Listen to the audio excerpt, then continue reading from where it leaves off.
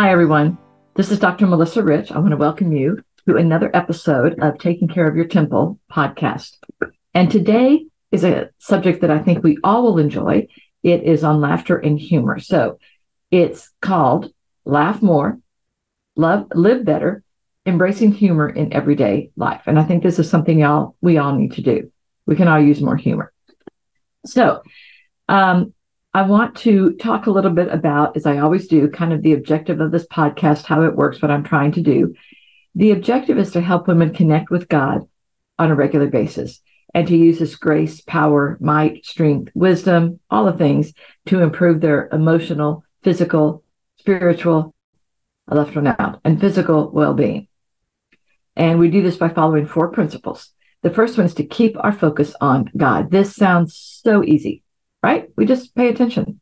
Yeah, it's not that easy. We get distracted all the time. So if you do that, and I certainly do, you just keep bringing your focus back, bringing it back, bringing it back. It's a continual process throughout your day, I promise. The next principle is to acknowledge that we are not enough on our own.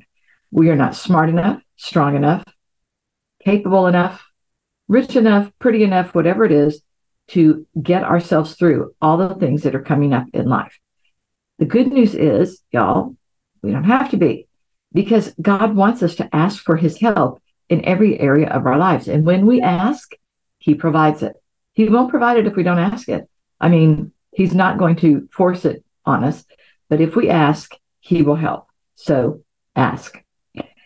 The next principle is to remember it is about progress, not perfection. Our objective should be to continually keep checking in with God and make sure that we're moving in the right direction. We are going to make mistakes. We all do. When we do, we need to acknowledge it, make amends if possible or necessary, learn from it, let it go, and move on. And the last principle is to work on consciously changing our thoughts. Our thoughts are so powerful, y'all.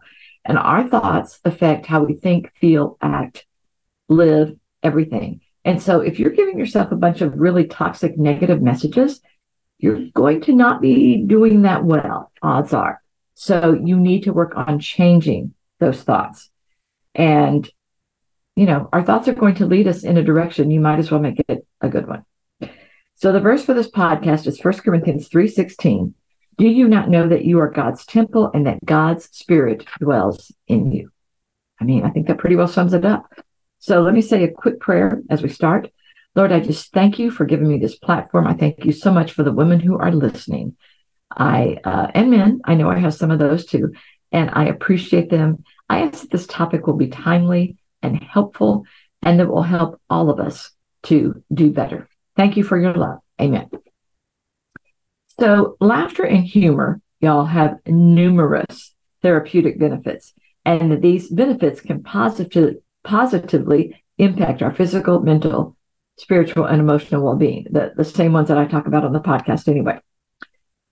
And one of the things that I decided to do, kind of illustrate the principles of humor, is throughout the podcast, I'm going to be telling some kind of corny jokes, some dad jokes or mom jokes, whatever you want to call them. So you may chuckle or smile or laugh. You may just wish I would stop telling them, but I am going to tell a few. So here's my first one. I thought the dryer was shrinking my clothes. Turns out it was the refrigerator all along. I love that one because I can totally relate, and I know that some of you all can as well. Okay, so here is a list of why laughter and humor are good for us in some of these following areas. There are physical benefits. One is stress reduction. Laughter triggers the release of endorphins. These are our body's feel-good chemicals. They help reduce stress, and they just make us feel more relaxed and happier. Who doesn't want to feel more relaxed and happier? Pain relief, believe it or not. Laughing can increase the production of natural painkillers in our body that can help reduce discomfort and the perception that we have of pain. The pain may not really go away, but we are less aware of it, so it feels like it goes away. Also, our immune system can get a boost. Regular laughter can help enhance the immune system, so it increases the production of immune cells and antibodies. So we stay healthier. We're not as prone to getting sick. That's a good thing. so we can laugh and protect our bodies at the same time. A twofer. Cardiovascular health. Laughter can actually improve blood flow and boost heart health by relaxing the blood vessels so that our blood flows in and out easier, and that reduces the risk of heart disease. Always a good thing, because heart disease is a killer, especially in this country. Also, it can promote muscle relaxation. Y'all, when we are tense and stressed, it's like we're just so tense, and our bodies are all tense, and our muscles are just knotted. I have several friends who are massage therapists, and they'll tell me they regularly get people who are so stressed out. It's just like they're trying to work this whole series of knots in people's backs and arms. And laughter helps reduce that. Okay, some emotional benefits. Mood enhancement.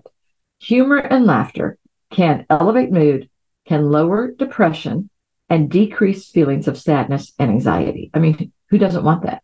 All good things. Again, stress reduction. Laughter reduces the physical effects and also the emotional effects of stress and anxiety. It also improves relationships. There is nothing like sharing a good laugh with people to help you feel connected to those people.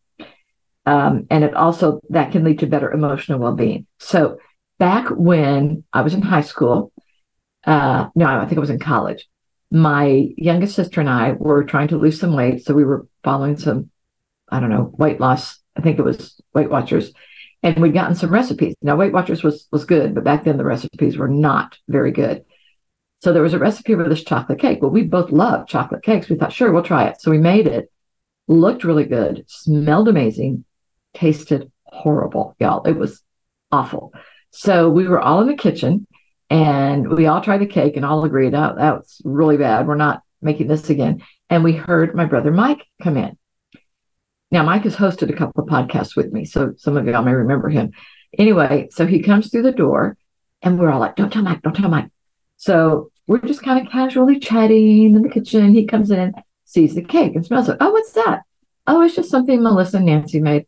Okay. So he gets a plate, cuts himself a big piece. We keep talking, kind of watching him out of the corner of our eyes, takes a big bite, chews it, swallows it, and spits it out. It was really that bad. We laughed so hard. There were tears coming down our cheeks. I mean, it was one of those that my stomach was hurting. We laughed so hard. We still talk about that. That was probably 30 years ago, maybe more. It was funny, and it really bonded all of us. So laughter can really help you connect with other people in a really good, positive way. It also can enhance resilience. A sense of humor can help us cope with all the bad things that come up and bounce back from those bad things a lot quicker and more effectively. It also can increase our self-esteem. Using humor can boost our self-confidence and self-esteem and just make us feel better about ourselves in general. Okay, are you ready for the next corny joke? Oh, good. Here we go. Why do seagulls fly over the ocean? Give up? Because if they flew over the bay, we'd call them bagels. I like that one because I like bagels. Okay. Some spiritual benefits of laughter and humor. Connection to others. Laughter and humor fosters a sense of community and interconnectedness, which can promote a spiritual sense of unity. Laughter is great. A lot of churches don't laugh that much. I don't like churches where they don't laugh.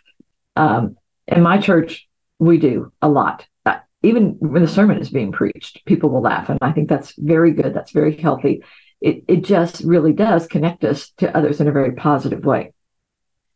Mindfulness. Humor encourages us to be really present in the moment and to what is going on, and to have a deeper connection to things that are going on around us.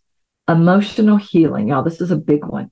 Laughter can help us process and get rid of negative emotions and can help us grow spiritually.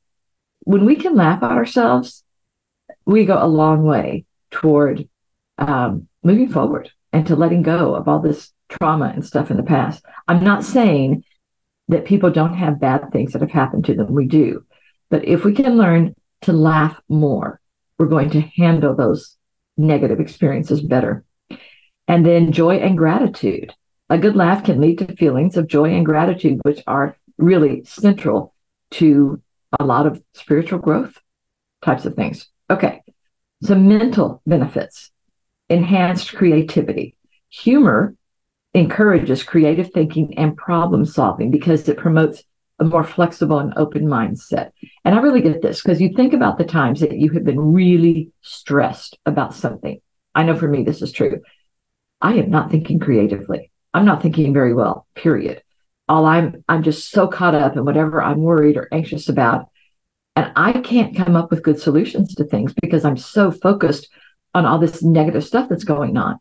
When we can laugh, it kind of breaks that up. And so we feel better. We are able to come up with better solutions for situations. It can also improve our cognitive function. Things like memory, attention, and learning can all be increased and enhanced by laughter and humor. Conflict resolution. If we can have a sense of humor, it can really help diffuse conflicts and improve communication, and just helps us come up with better solutions. Now, I want to point out here, this is nice laughter. This is not poking fun at people or being rude or hateful. Hateful humor is not helpful. I really didn't mean to do all three H's on that, but it works. Hateful humor is not helpful. It is true. It needs to be good humor. And then it also can develop psychological resilience. It can help us adapt to life's challenges more effectively. It really just does amazing things in every area of our lives. Okay, next, corny joke. Y'all may get this one. What do you call it when a snowman throws a tantrum? A meltdown. So a lot of people have and do still use humor as a really good tool to help them overcome obstacles in their life. So here are some people that you probably recognize, and I want to talk a little bit about some things that they did. Robin Williams, comedian, really brilliant comedian. He used humor as a coping mechanism for his struggles with depression and with addiction. And he channeled those experiences into humor. And I think the best comedians do use their personal experience for that. He provided laughter to a lot of other people facing similar issues. And y'all, when we can laugh at our issues, and a lot of good comedians will do this, they just don't seem that big. When we can laugh at ourselves, it's very, very healing. Way too many of us take ourselves way too seriously, and that's not helpful. Another person who used humor very effectively was Tina Fey. She was a trailblazing female comedian and writer, and she used humor, probably still does, to break down gender barriers in the male-dominated world of comedy. She tackled stereotypes and discrimination, and she opened doors for women in comedy. Okay, next really cool joke. I love this one. What do you call cheese that isn't yours? Nacho cheese. Is that great or what? Okay, I know some of y'all are tired of these. So I've got a few more. Okay, but this is a good, good information to have. Okay, so here I want to give a list of people who've used humor and laughter to heal themselves physically and emotionally, because laughter can be healing. Probably the most famous person and the first, I think, well-known person to do this was Norman Cousins. All right, he was diagnosed with a severe autoimmune disease, and he famously incorporated humor and laughter into his healing process.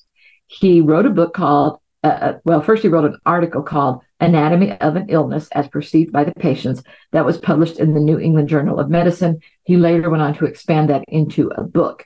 And he demonstrated how laughter and positivity can contribute to physical healing. So his article and then his book chronicled his just remarkable recovery from a severe and life-threatening disease of the connective tissue. He had degenerative collagen illness. I'd never heard of that before either, but it does not sound like it would be much fun. He was hospitalized in 1964 with severe pain, high fever, and near paralysis of the legs, neck, and back. So he writes, being unable to move my body was all the evidence I needed that the specialists were dealing with real concerns. But deep down, I knew I had a good chance, and I relished the idea of bucking the odds. That's exactly what he did. The key to his recovery, he said, I love this, was a powerful drug called laughter. I made the joyous discovery that 10 minutes of genuine belly laughter had an anesthetic effect and would give me at least 2 hours of pain-free sleep, he wrote. So he was flat on his back in a New York City hospital, and he persuaded the nurses there to read him humorous excerpts from newspaper columns that comedians wrote, also to show him candid camera reruns and old Marx Brothers movies. So he was able to use those, and he healed himself. The book is really remarkable. So if you're interested in it, it's The Anatomy of an Illness by Norman Cousins. Next joke.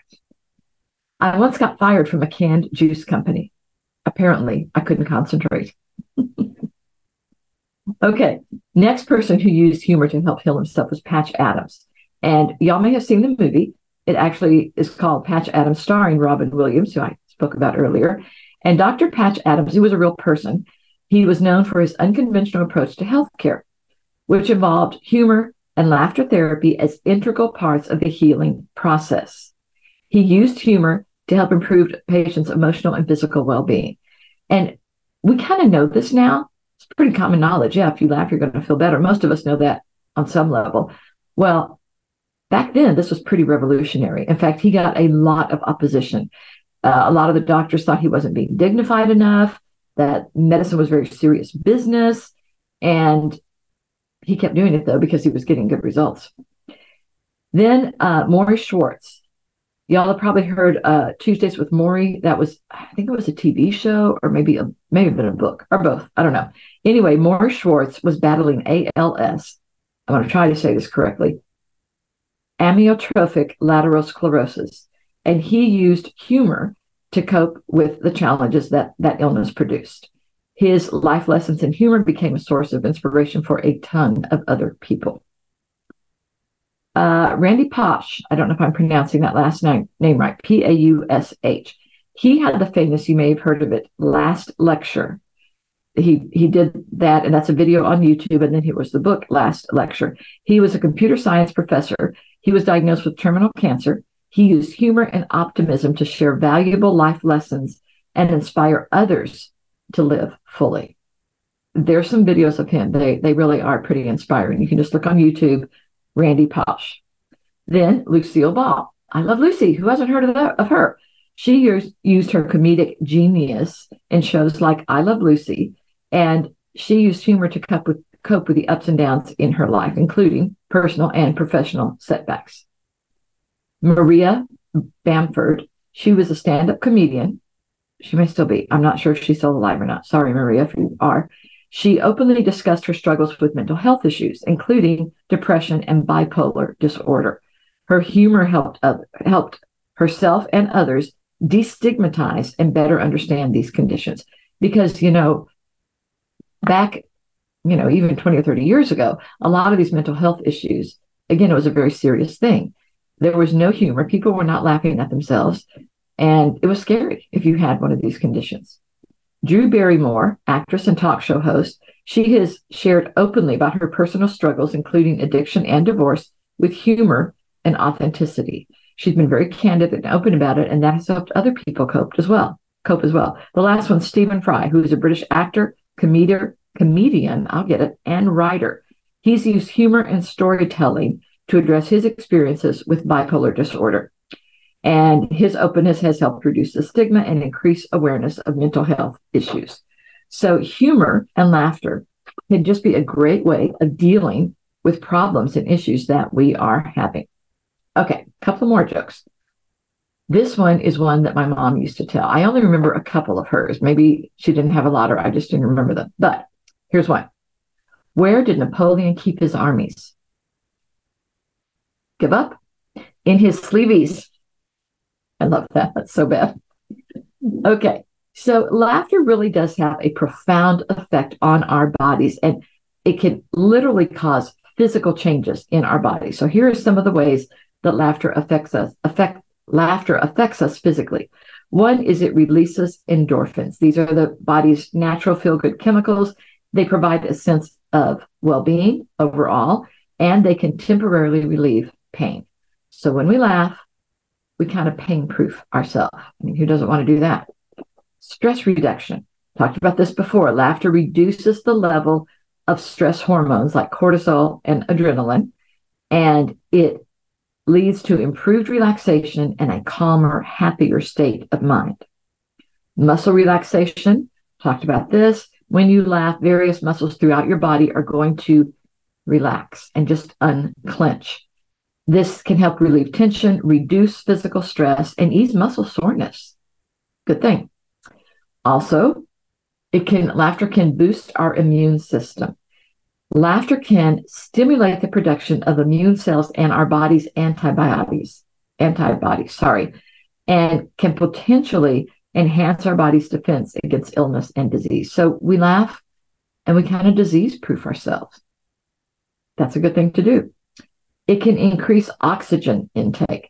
Laughter involves a lot of deep rhythmic breathing, and that oxygenates our body, which leads to improved circulation and increased oxygen supply to cells and tissues, which again is all to the good. It helps us feel better and be healthier. Pain relief. Laughing can temporarily raise your pain threshold and decrease your perception of discomfort. It can be a very effective natural painkiller, especially if you don't want to take a lot of medication. Try laughing. You may be surprised at how effective it is. Talked about it improves our respiratory function because of that improved oxygen intake. Laughing, you are inhaling and exhaling deeply, and so that can help clear your lungs of residual air and mucus. So it can be really helpful to people with respiratory conditions. Lowers blood pressure. Love this one. Regular laughter has been linked to reductions in blood pressure, potentially lowering the risk of hypertension and cardiovascular diseases, which are all good things. It can strengthen our abdominal muscles because it often engages those muscles, and it can lead to a gentle workout for our core muscles. This can improve muscle tone and digestion. And following up on that, it's kind of a natural exercise. Laughter can increase your heart rate and provide a mild form of cardiovascular exercise. It's kind of been likened to internal jogging. And I know what some of you are thinking. You would rather laugh and have that internal jogging than go out and actual jog. I get it. So try that. Let's see. Pain tolerance. I've kind of mentioned this before, but some research studies suggest that laughter increases our body's pain tolerance, which can be really beneficial for people who are dealing with chronic pain, which means they pretty much are in pain all the time. Laughter can help alleviate some of that. It can also improve our mood. Laughter triggers the release of serotonin. It's a neurotransmitter associated with mood regulation. So it can give us an immediate mood lift and improved emotional well-being. There aren't many things that we can do that can instantly make us feel better. Laughter is one of them. And y'all, it's completely natural. We're not taking any chemicals. We're not putting anything to our body. We're just laughing. Very effective. One that I really love is it can reduce inflammation. They have found that inflammation is linked to so many bad conditions that we have. So chronic stress and inflammation are linked. Since laughter reduces stress, it can also have a long-term impact on reducing inflammation in our body, especially if we laugh on a regular basis. It can also help you sleep better by reducing stress and promoting relaxation, so it can make it easier for us to fall and stay asleep. Then it can also strengthen relationships. Kind of talked about this one a little bit. Shared laughter with friends and family can release oxytocin, which is often called the love hormone. It promotes social bonding and trust. When you have really laughed with somebody, you do feel connected to them. I mean, it's true. So it's a good bonding experience. Next joke. Did you hear about the teenager who failed the driving test? He thought it was a crash course. Unfortunately, I've known of people who did that. That is kind of true. All right. So we know laughing is good for us. We know we should do it more often. It benefits us all through our bodies and emotionally, all different areas. How do we laugh on a regular basis? So glad you asked. Here you go. Here are some things that you can do. Watch comedy shows or stand-up comedy. Just set some time aside to watch them. You can go to live shows. You can watch funny movies. You can watch TV, whatever it is. Find some things that make you laugh and watch them. Listen to comedy podcasts. I did a quick search on humor podcast or podcast about humor. There are tons of them out there. So find some that appeal to you and listen to those and make yourself laugh. Read funny books. Choose books that make you laugh out loud. It can be a funny novel, a comic book, a joke book, but reading can be a great way to get some humor into your life. Share jokes and memes. You can join social media groups or follow accounts that share funny jokes, memes, and comics, and then you can share your favorites with friends and family. You can also go to live comedy shows. Check for local comedy events or open mic nights at comedy clubs. That can be a great way to really get some laughter going. Practice self-deprecation. And what that means is learning to laugh at yourself and your quirks, because we all have them. Embrace your imperfection. Turn them into sources of humor. Another one that I like is to play games. Play board games or card games that involve humor and quick thinking. Games like Pictionary. That's a funny game, but honestly, I don't like it because I am such a terrible drawer. So yes, it can be funny. I like watching other people do it. I don't like doing it myself. And there's a bunch of them that can lead to laughter-filled moments. Another good one, surround yourself with funny people. Spend time with friends and family who have a good sense of humor. Positive social interaction can lead to shared laughter. Another one, watch funny animal videos. There are some really good ones out there. I love that. Take a few minutes to watch cute and funny animals, and that can lift your spirits. I have dogs. So there's one, I would tell you the name of it, but I don't remember, and I haven't seen it in a while. But this lady has 2 dogs in her car, and she's taking them through the drive-thru, and she gets an ice cream cone for them. Like, this, I don't know what kind it is. Anyway, so she pulls into the parking lot, and she's got the ice cream cone, and she says, okay, Daisy, have some. And she goes, Daisy always gets to go first. And Daisy takes a few licks of the cone, because when she gives to the other dog, he just goes, oh, and it's gone. And you're just like, oh, it made me laugh because I had a dog named Daisy. But yes, there are tons of funny animal videos that you can watch. Here's one I had not heard of before. Practice laughter yoga. I didn't know what that was. It involves laughter exercises and deep breathing to make you really laugh. So you can join a laughter yoga class or just look it up online and practice it at home. I thought that was pretty cool. Keep a humor journal. Write down funny moments or things that make you laugh during the day. Reflecting on those moments a lot of times will boost your mood. Use some humorous apps. I checked. There's a bunch of these. They are apps that are designed to deliver jokes, funny videos, and comedy. So install a few and browse them. Look them up whenever you need to laugh at something. Engage in wordplay. Play with words, puns, and clever language. Create funny limericks, puns, or jokes with friends or family members. Watch comedy clips on YouTube. Like I said, YouTube has a ton of funny videos, all different kinds. If you can't find something you like there, something is wrong. Just keep searching until you find one. Join a comedy writing or an improv class. Consider participating in a comedy writing or improv class, because that can help you tap into your own humor and your own creativity. And create a kind of a humor routine for yourself, a way to incorporate humor into your life on a daily or at least a regular basis. Maybe it's a morning joke or a bedtime funny video that you can watch by yourself or with your family. I think watching funny videos as a family is such a good way to go, because it creates that bond, and we all can use the laughter. Now, one of the points I do want to make is that humor can be very subjective. So something that may be really funny to you may not be funny to your best friend, or vice versa. So don't take offense if you think something is hilarious and they just look at it and they're like, okay. I always remember I came into the kitchen one time, which was where we had our computer at the time. My boys were like maybe fifth and seventh grade, something like that.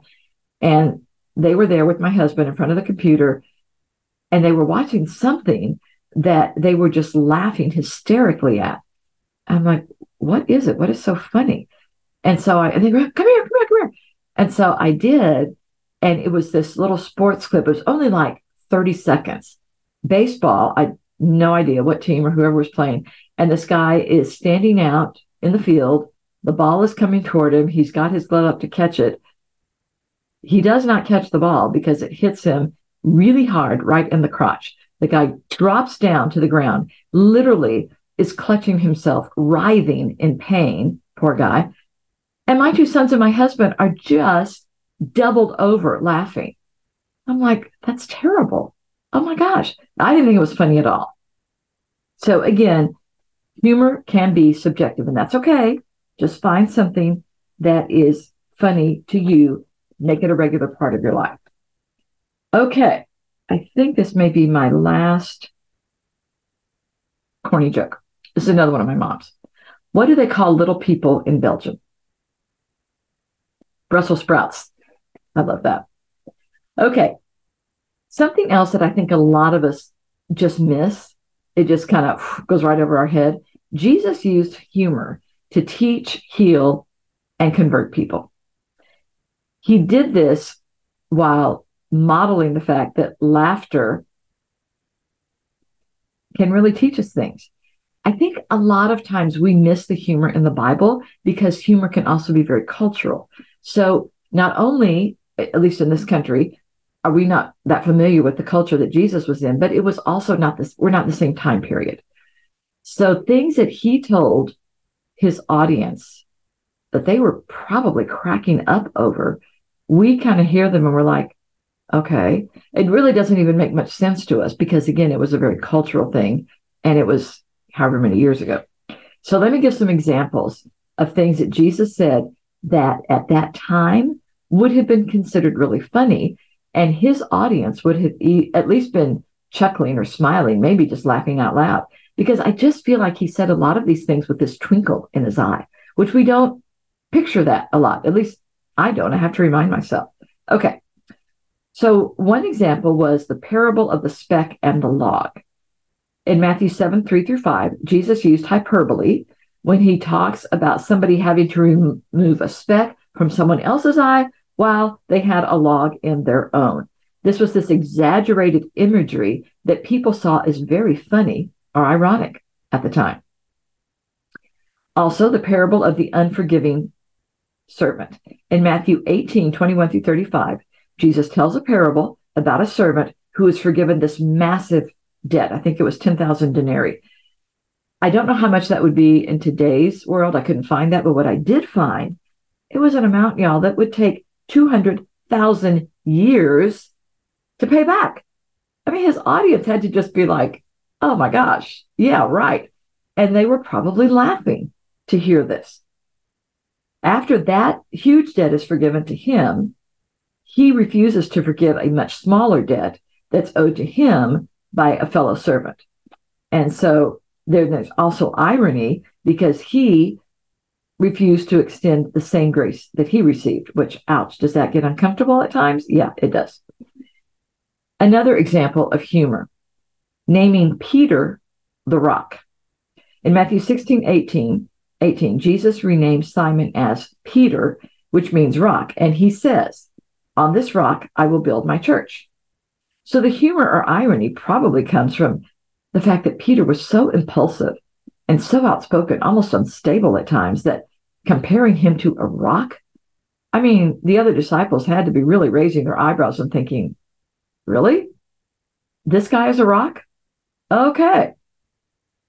Another example, interaction with the, I'm going to try to say this correctly, Syrophoenician woman. I think I pronounced that correctly. In Mark 7, 24-30, Jesus initially responds to the request, I'm not going to say the name again of that woman, for her daughter's healing by saying, let the children be fed first, because it's not right to take the children's bread and throw it to the dogs. Now, some people have said that was testing the woman's faith, but it could also be seen as being something witty or humorous. And she answered right back, by the way, in the same vein, she said, but if crumbs fall to the floor, the dogs can get them. True. And he did heal her daughter. And then the last one is straining out a gnat. In Matthew 23:24, Jesus rebukes the Pharisees, saying that they strain out a gnat, but swallow a camel. So this was a really vivid and exaggerated metaphor that the crowd probably thought was hilarious, but I'm betting the Pharisees did not. So again, Jesus used humor. I think we should do the same thing. It makes things nicer, more pleasant, more fun. So find some things that make you laugh, and I'm going to share some things that make me laugh. One is my dogs. I have 2 little dogs. They always make me laugh because they're just silly. Just yesterday, they'll run around the house chasing each other, jump up on furniture. I have little dogs, so I don't care if they do that. And one of them was running down the hallway, got this running start, and I think he meant to jump up on the couch and somehow miscalculated. And instead of jumping up over the arm of the couch and onto the top of it, he crashed into it. I mean, head first into the side of the couch. It was soft. He was kind of startled, but he was okay. And then he got up. But I was laughing so hard. It was just so silly. They always make me laugh. They chase each other around. They're just funny. So they make me laugh. And animals can really do that. Another thing that makes me laugh are some different funny TV shows that I like. I like a lot of history and exploration and, all these. One show that I love is Expedition Unknown. Josh Gates is the host. He always makes me laugh. It's funny. Sometimes I literally laugh out loud with the things that he's saying. So I like that one. YouTube videos. One of my favorites, well, 2 of them, I like funny animal videos and then wedding bloopers. I saw this one time where I was like, oh my gosh, but I was laughing. They were doing this wedding and the bridal party was standing on this bridge that was going over, I couldn't tell if it was a swimming pool or a small stream or whatever. Anyway, they're all up there. The priest is up there. They're doing the ceremony. And so they get to the part where the priest tells the best man to pull out the ring. So somehow he reaches into his pocket and pulls it out, and he knocks the bride off the bridge into the water. And the poor guy, oh my gosh, oh my gosh, oh my gosh. I mean, he just looks horrified. And I'm sure it was not funny to them because here she is in her nice, expensive wedding gown, dripping wet. But I'm sure it was a memorable wedding. So those can make me laugh. And then certain people make me laugh, especially family members. My family, we all tend to be pretty witty. We're quick with words. We can be funny. And so when we're together, we are always laughing. So find things or people or situations that make you laugh, y'all, and get those into your life. You are going to feel better. You will function better. And, you'll enjoy your life a lot more. Okay. And I have no more corny jokes. I know you're sad about that, but you can go find some of your own. Go do some of your own research. I just found this online. Okay. So my interesting fact about Central Texas today, not Waco, is actually about Houston. The Houston Zoo has a new exhibit called the Galapagos Islands. It opened in April 7th. And I'm told that when you go, you need to get a reservations because they have had really long lines. This sounds so cool. I haven't been. The next time I go to Houston, I need to do that. The real Galapagos Islands are situated about 600 miles off the coast of Ecuador in South America. And they're a chain of volcanic islands. And they have a lot of very unique plant and animal species that are just not found anywhere else in the world. They have things like Galapagos penguins and marine iguanas. And so it's kind of an isolated ecological destination that people are really fascinated about. But it's not very accessible to a lot of people. So the Houston Zoo decided that they were going to make that their newest exhibition because people can probably get to Houston easier than they can get to the Galapagos Islands. So at least they would get a taste of what it's like. So at the entrance of the exhibit, there are lifelike big stone iguanas. And you'll also see these really slow-moving, lettuce-eating tortoises that go down the big hills and into the water below. You can also see trick-performing sea lions diving into the water and waving to their admirers. There are waddling Humboldt penguins. This is a first-time feature for the Houston Zoo. They play on a mock volcanic rock beach, and they dive into the water. There is a big 290,000 gallon One Ocean aquarium that has a lot of fish, sea turtles, small sharks, and rays. But apparently the most popular spot where they say you find people standing shoulder to shoulder is a 40-foot acrylic underwater tunnel. And they have all these sea lions that swim above and around the guest, and they just stand there watching them, fascinated. I probably would be too. So if you get a chance, if you're going to Houston, go to the Houston Zoo, go to the Galapagos Island exhibition. And if you go, shoot me a text or an email and let me know how it is, because it sounds pretty cool. Okay. So along with this podcast and Waco Hypnosis Center, I do public speaking.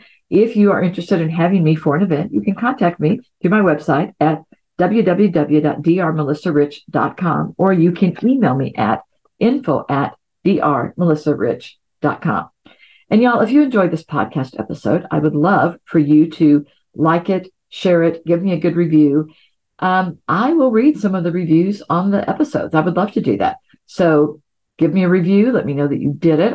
I do check and see, but don't be surprised if you write me a review and you hear me reading it online. All right. That is all for now. Everybody, be sure and find some things to laugh at, because we all need that. Talk to you later. Bye.